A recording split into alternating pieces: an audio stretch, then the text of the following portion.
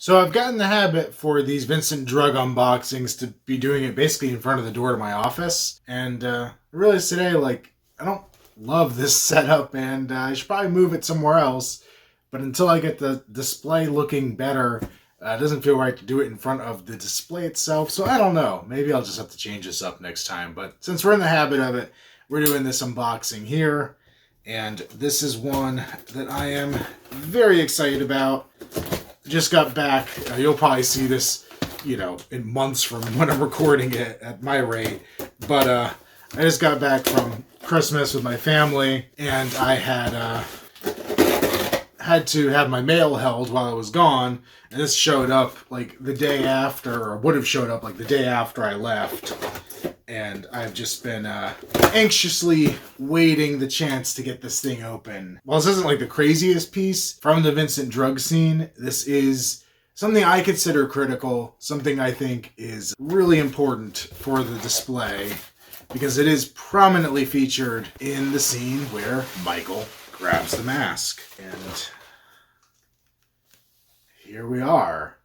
It is a horrible skull with the most iconic piece of this being, perhaps, the "Hang for Freat" text on the bag.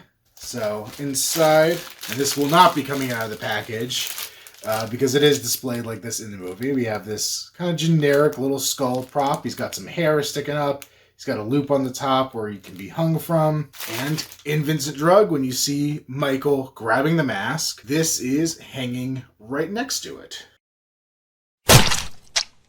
Now in the scene, I've realized that there's two different looks at the Myers mask on the rack. And it could be a continuity error, or it could just be that there's two Michael Myers masks, or at least two in that scene. There's other masks that are duplicated, so we can write it off that way. But in the scene where you see his hand reach down to grab the mask, this guy is right there next to it. So very, very excited to get this added. Not a super common thing. I mean, I see it pops up every couple months, it seems, on eBay, at least since I've been looking.